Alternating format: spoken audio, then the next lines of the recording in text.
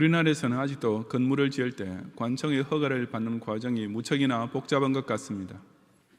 언젠가 어떤 사람이 빌딩 하나를 지어놓고 입주식을 할 때 답사를 하면서 여러분 눈에는 이 빌딩이 철근과 콘크리트로 지어진 것처럼 보일지 몰라도 제 눈에는 전부 종이로 지어진 것처럼 보입니다 라고 했다는 일화가 있습니다. 그 건물 짓는 허가를 받기 위해 이곳저곳 찾아가서 도장받은 서류들이 얼마나 많았던지 그 주인의 눈에는 그 빌딩을 지은 재료가 목재나 콘크리트나 철근이 아니라 그저 다 종이 뭉쳐로만 보였던 것입니다. 오늘날의 교회를 볼 때는 어떠하겠습니까? 아마 세상 사람들은 교회 하면 일단 십자가 탑이 있는 예배당 건물부터 생각할 것입니다. 하지만 교회의 주인 되신 예수님께서 생각하시는 교회는 건물이 아니라 바로 신앙 공동체입니다. 그렇다면 그 신앙 공동체를 이루는 구성 요소도 무슨 건축 자재는 아닐 것인데 과연 무엇이겠습니까? 바로 그 점에 대하여 고린도전서 3장 16절과 17절에 기록하기를 너희는 너희가 하나님의 성전인 것과 하나님의 성령이 너희 안에 계시는 것을 알지 못하느냐. 누구든지 하나님의 성전을 더럽히면 하나님이 그 사람을 멸하시리라. 하나님의 성전은 거룩하니 너희도 그러하니라고 했습니다. 여기서 사도 바울은 너희가 하나님의 성전이라고 말했습니다. 이 너희는 곧 예수 믿는 사람을 가리킵니다. 다시 말해서 예수 그리스도를 믿는 신앙을 고백한 신자들이 모여서 교회라는 공동체를 세우게 되는 것입니다. 그리고 바울은 이어지는 본문에서 보다 더 구체적으로 고린도 교회 일반 성도들과 자신과 같은 교역자들을 구분하면서 각각 교회를 이루기 위하여 어떠한 구성 요소가 되어야 하는지를 가르쳐 주고 있습니다. 오늘은 2022년 자원봉직 서약서를 작성하기 시작하는 주일입니다.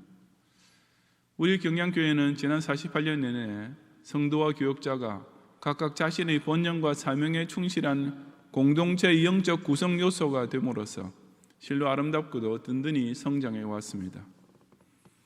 이 시간 저는 내년에도 우리 교회가 하나님께서 기뻐하실 거룩한 공동체로 온전히 세워지기 위해 성도와 교역자가 각각 과연 어떤 자세로 서원하고 결단해야 할지를 함께 상고해 보고자 합니다. 첫째, 성도는 교역자를 통해 오직 그리스도께 속한 지체가 됨으로써 교회 공동체의 여기는 회원으로 쓰임받아야 합니다. 3장 18절부터 20절까지 함께 봉독하겠습니다. 아무도 자신을 속이지 말라. 너희 중에 누구든지 이 세상에서 지혜 있는 줄로 생각하거든 어리석은 자가 되라. 그리하여야 지혜로운 자가 되리라.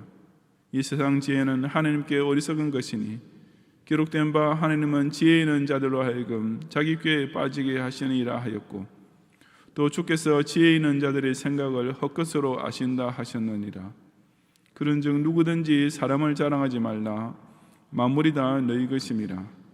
바울이나 아볼로나 게바나 세계나 생명이나 사망이나 지금 것이나 장래 것이나 다 너희의 것이요 너희는 그리스도의 것이요 그리스도는 하나님의 것이니라. 아멘. 아무도 자신을 속이지 말라는 말씀은 스스로 잘 안다고 생각하는 사람이야말로 자기에게 스스로 속을 수 있는 가장 위험한 자리에 있음을 상기시켜 줍니다. 바로 이 세상에서 지혜 있는 줄로 생각하는 자, 곧 지능지수나 학력 따위의 세속적 기준으로 볼 때 남보다 자기가 더 똑똑하다고 자랑하는 사람을 가리킵니다. 하지만 그런 사람이야말로 교회 안에서는 더욱 어리석은 자가 되어야 진짜 지혜로운 자가 될 수 있다고 했습니다. 이것은 신자가 세상 지식을 추구하고 습득하는 노력을 하지 말라는 말이 아니라 자기가 학교나 사회에서 얻은 지식을 하나님 앞에서와 교회 안에서 내세워서는 절대로 안 된다는 뜻입니다. 왜 그런가 하면 이 세상 지혜는 하나님께 어리석은 것일 뿐이기 때문입니다. 하나님께서는 지금까지 발견된 최고의 지식뿐 아니라 인류 미래에 더 발전될 지식까지 초월하는 완벽한 지혜, 즉 전지를 소유하고 계시는 분이십니다. 그러니 그런 하나님 앞에서 인간의 지혜가 대단하다고 자찬하는 것은 그야말로 뉴턴이 표현했듯이 미지의 대양을 앞에 두고 바닷가에서 조개 껍질을 줍는 아이에 불과한 존재가 스스로 우쭐거리는 꼴이 될 수밖에 없는 것입니다. 이 사실은 사도 바울뿐 아니라 이미 구약 시대부터 각 세대 성도들이 반복적으로 고백해온 사실이었습니다. 기록된 바 하나님은 지혜 있는 자들로 하여금 자기 꾀에 빠지게 하시는 이라는 말씀은 욥기 5장 13절에서 인용한 것입니다. 여기에 꾀란 교묘함이란 뜻으로서 사람의 지혜라는 것이 아무리 강교해도 비록 자기를 다른 사람을 속이고 자기 자신까지 속인다 해도 결코 하나님을 속일 수는 없다는 말씀입니다. 주께서 지혜 있는 자들의 생각을 헛것으로 아신다는 말씀은 시편 94편 11절의 인용입니다. 이 헛것이란 아무것도 이룰 수 없음이란 뜻으로서 사람의 지혜로 성취해 놓은 것이 꽤 대단하게 보일지 모르지만 하나님의 위대한 창조와 보존과 통치 사역에 비하면 그야말로 세 발의 피도 안 되는 것뿐임을 강조합니다. 사도 바울 당시 사람들은 헬라 철학을 중심으로 꼽히었던 당대의 학문을 매우 높이 평가하고 있었을 것이며 고린도 교회 안에도 그런 교원들이 있었을 것입니다. 그처럼 세상 지혜를 높이 숭상하고 자랑하던 자들이 교회 안에서도 그 버릇을 고치지 못할 때 그들은 매우 중대한 잘못을 저지르게 되었습니다. 이어지는 21절에 나오는 대로 사람의 지혜를 자랑하는 자들은 필연적으로 교회 안에서도 사람을 자랑하는 행위를 보이게 됩니다. 그런 교인들은 그들을 가르친 사도들과 교사들 중에 자기 자신과 지적으로 제일 잘 맞는다고 생각하는 한 명의 교육자를 골라내는데 그 이면에는 자신의 지혜로서 더 훌륭한 사도를 스스로 구별해낼 수 있다는 교만이 깔려 있었습니다. 바로 그런 인간적인 사고방식을 가지고 한 교육자만 편애하면서 각각 나는 아무 사도에게 속하였다라고 공공연히 떠벌리고 다녔던 것입니다. 사도 바울은 누구든지 그런 식으로 사람을 자랑하지 말라고 경고했습니다. 왜냐하면 만물이 다 너희 것임이기 때문이라고 했습니다. 세상 지혜만 자랑하는 불신자들은 실제로 피조 세계를 진정으로 소유하지 못하고 오히려 거기에 휩쓸리며 거기에 매여 사는 존재입니다. 그러나 신자들은 세상을 정복하고 만물을 다스리며 인생을 마음껏 누리며 사는 자입니다. 이들은 불신자와는 달리 존재 세계의 의미와 인생의 목적을 바로 아는 지혜를 하나님 말씀을 통해 소유하고 있기 때문입니다. 그처럼 모든 것을 소유하고 있는 성도를 가리켜 바울이나 아볼로나 게바나 다 너희의 것이요 라고 했습니다. 참된 성도는 사도에게 속한 자가 아니라 사도를 소유하는 자라고 말씀한 것입니다. 물론 이것은 교인이 교역자 위에 고용주나 주인처럼 군림하는 뜻은 결코 아닙니다. 그래서 교역자가 교인 쪽에서 무슨 왕처럼 모셔야 할 대상이 아니라 그 유익한 점을 활용해야 할 대상임을 가르치는 말씀입니다. 다시 말해서 일반 성도는 교역자의 말씀과 기도와 신방사역 등을 통해 자신의 신앙생활을 은혜롭고 복스럽게 누리며 살 줄 알아야 한다는 뜻입니다. 그렇게 함으로써 참된 신자는 시공세계의 만물과 영육간의 복 전부를 다 자기 것으로 완전히 소유하게 되는 것입니다.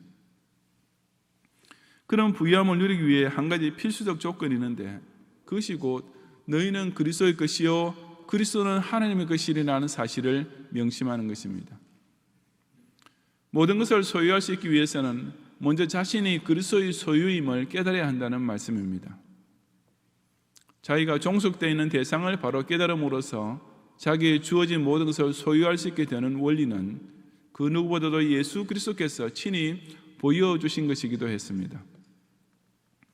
즉 성자께서도 자발적으로 성부에게 복종하시고 이 땅에 인간의 몸을 입고 오심으로써 결국은 만왕의 왕이요 만주의 주가 되셨습니다. 예수 그리스도의 영광과 존귀하심은 바로 그분의 비하, 즉 낮아지심과 이처럼 직결됩니다. 이것이 그리스도는 하나님의 것이라는 말씀이 내포하고 있는 바입니다. 마찬가지로 신자 역시 자신이나 교역자가 아니라 오직 예수 그리스도께서 자기 인생의 소유주가 되심을 인정하고 순종함으로써 비로소 모든 것을 소유하는 영적 부자가 될 수 있는 것입니다. 세상 사회에서도 무정부주의자가 진정한 자유인이 아니라 한 나라의 국민으로 소속되어 정부의 세금을 내고 보호를 받는 자가 진정 자유를 누릴 수 있습니다.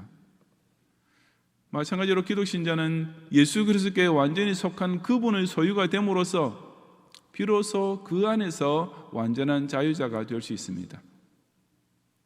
갓 입대한 훈련병이 학교나 사회에서의 지식만 내세운다면 결코 군 생활에 적응할 수 없으며 오로지 조교가 가르치는 대로 배우고 익혀야 훌륭한 군인이 될 수 있습니다. 마찬가지로 교인은 교회 안에서 세상 지식을 자랑하지 말고 오직 교육자를 영적으로 소유하고 활용함으로써 새 사람으로 변화되어야 합니다. 교육자 때문에 간신히 유지되는 신앙생활, 교우 담당 목사나 전도사에게만 매여 있는 교인이나 혹은 한 교육자만 편애하고 나머지 교육자들을 무시하는 교인은 아직 진정한 의미에서 교회의 지체는 되지 못한 사람입니다. 머리 대신 예수 그리스도께 제대로 붙어있지 않은 교인이기 때문입니다.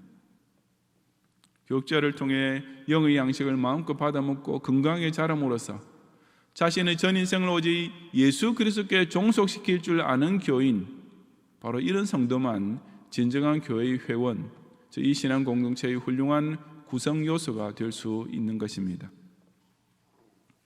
우리 경양교회는 지난 48년 동안 교인을 바로 이렇게 교육해 왔기 때문에 이처럼 든든히 서는 교회가 되었습니다. 경양교회 교육자들은 교인들을 자기 사람이 아니라 오직 예수 사람으로 만드는 일에만 전념해 왔습니다. 이 교회가 만약 목사가 독재를 하고 교인들을 목사에게 속한 종으로 만드는 교회였다면 오늘날의 경양교회가 있을 수 있겠습니까? 어림도 없는 소리입니다. 요즘처럼 세상에서 지혜로운 교인들이 어떻게 그런 목사 밑에 모여들 리가 있겠으며 자유를 찾아 떠나려는 교인을 그 누가 잡을 수 있겠습니까? 경양교회의 성도가 경양교회를 떠나지 않는 것은 결코 목사에게 속한 자가 되었기 때문이 아니라 오직 예수 그리스도께 완전히 속한 자가 되었기 때문입니다. 경양교회 목사와 강도사와 전도사들은 성도에게 예수 구원의 확신부터 철두철미하게 심어주고 그 결과 필연적으로 예수 목적이라는 고차원의 인생 목표를 붙잡고 살도록 만드는 이 사명만을 위해 자신은 오직 썩는 미랄로 바치려 할 뿐인 것입니다. 교인을 목사의 사람으로 만드는 교회는 결코 제대로 설 수 없으며 오직 교인을 예수 그리스도의 사람으로 만드는 교회만 든든히 성장할 수 있습니다. 이 경영 공동체를 통해 앞으로도 계속해서 교육자에게 속하는 교인이 아니라 교육자를 통해 예수 그리스도께 속하는 교회 회원이 됨으로써 이 교회에 더욱 요긴한 지체로 쓰임받는 성도들이 되시기를 바랍니다.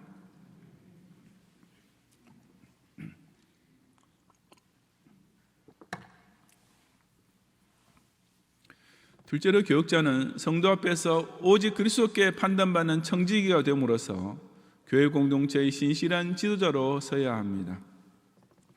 4장 1절 이하 5절까지 함께 봉독하겠습니다. 사람이 마땅히 우리를 그리스도의 일꾼이요 하나님의 비밀을 맡은 자로 여길지어다. 그리고 맡은 자들에게 구할 것은 충성이니라. 너희에게나 다른 사람에게나 판단받는 것이 내게는 매우 작은 일이라. 나도 나를 판단하지 아니하노니 내가 자책할 아무것도 깨닫지 못하나 이로 말미암아 의롭다함을 얻지 못하노라. 다만 나를 심판하실 이는 주시니라. 그러므로 때가 이르기 전 곧 주께서 오시기까지 아무것도 판단하지 말라. 그가 어둠에 감추인 것들을 드러내고 마음의 뜻을 나타내시리니 그때 각 사람에게 하나님으로부터 칭찬이 있으리라. 아멘. 여기 일꾼이라는 원래 뱀이창에서 노전한 사람을 가리키는 단어인데 바울은 자기가 어떤 복음 사역자들이고 그처럼 그리스도의 종된 사람임을 천명했습니다. 그러면서 고린도의 교인들은 마땅히 그렇게 여길지어다라고 강조했습니다. 교인들이 사도들을 소유한다는 것이 결코 교인들이 사도들의 주인이 된다는 뜻이 아님을 분명히 밝혀두고 시작하는 것입니다. 그리고 본문에서의 비밀이란 사람이 스스로 깨닫거나 연구해서는 얻을 수 없고 오직 하나님께서 계시해 주셔야만 알게 되는 진리를 뜻합니다. 바로 그 계시 사역을 위해 하나님께서 사용하시는 종이 교역자인데, 그런 뜻에서 하나님의 비밀을 맡은 자, 즉 하나님의 비밀을 맡은 청지기라는 표현을 썼습니다. 청지기란 당시 주인의 재산을 모두 맡아 관리하는 중대한 책임을 가진 직업이었는데, 사도 바울은 이 점에 대해서도 사람이 마땅히 자기네들을 그런 하나님의 관리인으로 여겨야 한다고 강조했습니다. 항상 자기 자신에 대해서는 겸손하기 짝이 없는 바울이었지만, 적어도 이 점에 있어서만큼은 교인들이 분명히 알고 바로 처신해야 한다고 못 받고 있는 것입니다. 교인들이 목사를 대할 때 지켜야 하는 가장 기본적인 존경의 자세는 바로 여기에 근거해야 합니다. 목사의 직분이 가지는 가장 중요한 권한이 곧 훈독권입니다. 하나님의 비밀을 맡은 자로서 성경 말씀을 가지고 교인을 가르칠 수 있는 권한이야말로 목사에게 있어서 최고의 고유 권한인 것입니다. 목사와 장로가 같은 장로이지만 바로 이 점이 그 두 직분을 구별시키는 가장 중요한 차이입니다. 그러므로 장로는 원칙적으로 예배 시간에 설교할 수 없는 것이며, 교인들은 목사를 대할 때 이 영역만큼은 그 어떤 경우에도 결코 침범하지 말고 절대적으로 존중해야만 합니다. 그처럼 하나님의 말씀을 맡은 자들에게 구할 것은 충성인이라고 했는데, 여기 구할 것이라는 말은 요구되는 것이라는 뜻입니다. 충성인이라는 말도 정확하게 적용하자면 충성된 자로 발견되는 것이라는 말로서 하나님 앞서 그렇게 인정받는 자가 되어야 한다는 뜻입니다. 다시 충성이라는 단어를 좀 더 깊이 살펴보면 열심히 일함이라기보다는 신뢰할 마음, 신뢰할 만함, trustworthy라는 의미로서 사실 청지기는 주인에게 있어서 무엇보다도 믿을 만한 사람이어야만 했습니다. 주인의 전 재산을 맡아 물품을 구입하고 장사하고 투자할 뿐 아니라 주인의 다른 종들을 관리하고 주인의 가족까지 돌보는 직책이었으니 정말 청지기의 제일 자격은 무엇보다도 주인이 신뢰할 수 있어야만 했던 것입니다. 이처럼 사도 바울은 자신의 직분을 하나님께서 믿고 당신의 소중한 양무리를 맡겨주신 실로 과분하고 황공무지하기 짝이 없는 사명으로 받아들였습니다. 그런 자세로 사대의 직분을 수행했던지라 바울은 그 직분에 대한 평가 역시 오직 그 주인이신 주님께서 내리시는 것에만 신경을 썼는데 3절 이하 5절의 말씀에 나옵니다. 바울은 정말 훌륭한 사도였지만 교인 중에서는 그에 대해 시시콜콜하게 평가를 내리는 일도 많았습니다. 하지만 사도 바울은 그처럼 교인들에게 판단받는 일이 내게는 매우 작은 일이라고 일축했습니다. 그도 인간인지라 교인들이 자기를 비판할 때는 아무래도 낙심되고 상처도 받곤 했겠지만 그런 것들을 그저 넘기면서 개의치 아니하려고 애를 썼다는 뜻입니다. 또한 바울은 남의 자기에 대하여 비판하는 소리에 신경 쓰지 않는 정도가 아니라 나도 나를 판단하지 아니하노니 라고 했습니다. 즉 남은 물론이거니와 바울 스스로도 자신에 대한 올바르고 공정한 판단을 내릴 수 없다는 것을 잘 알고 있었던 것입니다. 곧이어서 내가 자책할 아무것도 깨닫지 못하나 이로 말미암아 의롭다함을 얻지 못하노라 한 말은 스스로 자기를 괜찮다고 판단하는 것은 아무 의미가 없다는 뜻입니다. 왜냐하면 그런 판단은 교만일 수도 있고 또한 지나치게 겸손일 수도 있는 까닭에 객관적인 것이 될 수 없기 때문입니다. 사도 바울은 그런 인간적인 판단 대신에 그 누구보다도 가장 공정한 판단을 내리실 주 예수 그리스도만을 두려워했습니다. 다만 나를 심판의 신이는 주신이라 하는 문장에서 심판은 그냥 옛날 한글 번역처럼 판단이라고 번역하는 것이 더 좋습니다. 그 말대로 청지기는 다른 종들이 자기를 어떻게 비판하는가가 문제가 아니라 오직 자기 주인이 자기를 어떻게 판단하는가 하는 것만 정말 중요한 문제이기 때문입니다. 그러므로 신자는 때가 이르기 전에는 아무도 서로에 대하여 미리 판단하지 말아야 한다고 한 것입니다. 성도는 주께서 오시기 전에 그 누구도 미리 자기 평가를 높이 해놓는다든지 남에 대한 평가를 깎아내려서는 안 됩니다.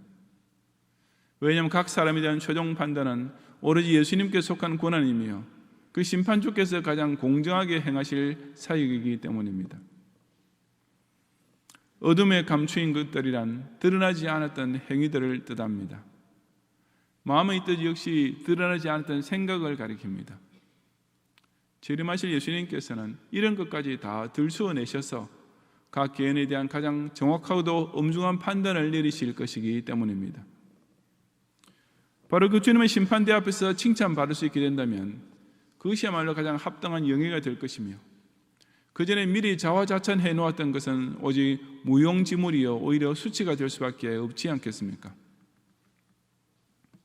십수년 전 당시의 집권자들이 자기네의 치적에 대한 칭찬 일색의 평가를 거민정 교과서에 집어넣어서 문제가 된 일이 있었습니다.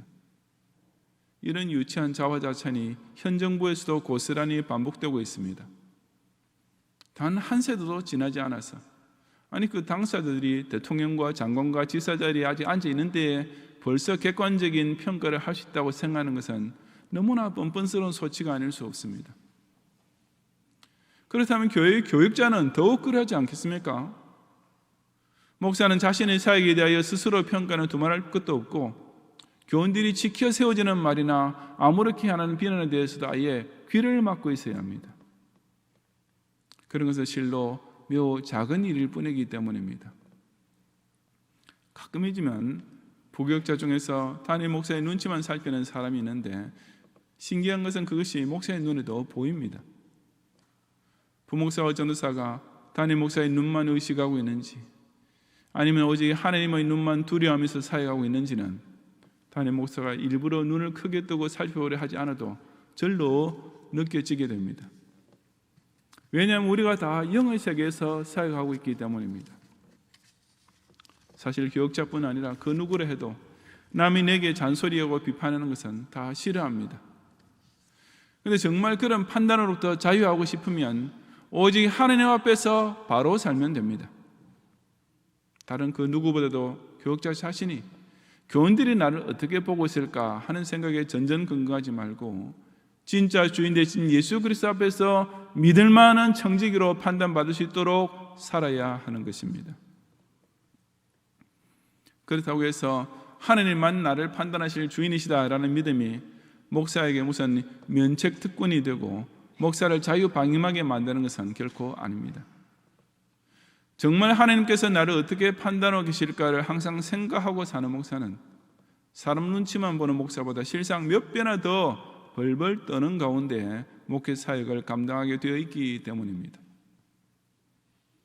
이처럼 비록 자기를 지금 보고 있는 것은 교인들의 눈이지만 자기를 궁극적으로 판단하시는 분은 사람이 아니라 오직 하나님뿐이심을 늘 의식할 줄 아는 목사와 강도사와 전도사, 바로 이런 교육자가 진정 하나님께서 신뢰하실 만한 교회의 청지기가 될 수 있습니다. 아무쪼록 우리 경양교회 교육자들은 비록 현실적으로는 교인 앞에 있는 자리에서도 그 심령으로는 오직 자기를 판단하실 주님만 두려워하면서 이 경양 공동체에 속한 양무리에게 때를 따라 부지런히 양식을 나눠주는 충성된 청직이 신실한 지도자들이 꼭 되시기를 바랍니다. 성도 여러분, 현대 건축에서 빼놓을 수 없는 대표적 재료가 바로 콘크리트인데 그 원조는 이미 로마 시대 때부터 있었습니다. 정확한 비율과 제조 방법은 학자들이 여전히 연구 중이지만 로마인이 화산재와 생석회 등을 사용해 만들었던 콘크리트는 현대의 콘크리트보다 더 강력했고 지금도 그때 지은 건물들이 점점 더 강해지고 있다고 합니다. 하여튼 이 콘크리트는 참 신기한 물질입니다. 시멘트나 모래가 각각 떨어질 때는 아무 힘없는 가루에 불과하지만 그것이 일정한 비율로 섞이고 물이 첨가되면 무엇보다 단단한 물질로 바뀌게 됩니다. 그처럼 압력에 강한 콘크리트 덕분에 오늘 온갖 대형 빌딩 건축이나 방대한 토목공사가 가능해진 것입니다. 성경은 지상교회를 예수 그리스도 안에서 함께 지어져 가는 집이라고 묘사하고 있습니다. 그래서 물론 어떤 물리적인 건물을 두고 하신 말씀은 아닙니다. 하지만 집이 지어질 때 건축 자재가 필요하듯이 교회가 세워지기 위해서도 자재가 필요한데 그것이 곧 성도와 교역자라는 구성 요소입니다. 이 둘이 적절하게 잘 결합될 때 교회는 진정 예수 그리스도의 몸이라 인정받을 만한 실로 아름답고도 견고한 집으로 세워지는 것입니다. 하지만 교인이나 교역자나 둘 다 원래는 그저 죄인에 불과한 존재입니다. 그 상태 그들은 교회당 교회를 세울 수 있는 재료가 될 수 있을리 만무합니다. 그래서 마치 시멘트와 모래가 물 없이 섞여 있는 상태와 같습니다. 아무런 접착력도 내구력도 발휘할 수 없으며 어떤 구조물도 결코 세울 수 없는 가루에 불과한 것입니다. 그렇다면 이 둘을 밀접하게 연결하고 강력한 결합처럼 만드는 물 같은 존재는 과연 무엇이겠습니까? 그것이 곧 예수 그리스도입니다. 교인이 목사만 의존하거나 맹목적으로 추정하는 자가 되어서는 여전히 모래 가루로 남아있을 수밖에 없습니다. 그러나 목사의 설교와 교역자의 기도와 신방을 통해 잘 양육됨으로써 오직 예수 그리스도께 속한 지체가 되면 실로 반석 위에 세워진 교회를 이루는 교회 회원이 될 수 있습니다. 목사가 교인의 판단에만 눈치를 살피는 존재가 되어서는 평생 시멘트 가루로 흩날릴 수밖에 없습니다. 오직 자기 자신도 장차 계수함을 받기 위해 주인 앞에 설 종의 불구함을 늘 의식하면서 그 맡기신 양들을 잘 키우는 충성된 청지기가 될 때 실로 예수님께서 그 오른손을 7별처럼 높이 드셔서 당신의 몸된 교회를 위해 크게 사용하시게 됩니다. 경양 공동체의 48년이 바로 그렇게 그리스도의 것이 된 교인과 그리스도의 일꾼으로 섬긴 교역자가 콘크리트처럼 결합됨으로써 이처럼 놀라운 복을 받고 큰 일을 성취하며 지금까지 달려온 역사가 아니겠습니까?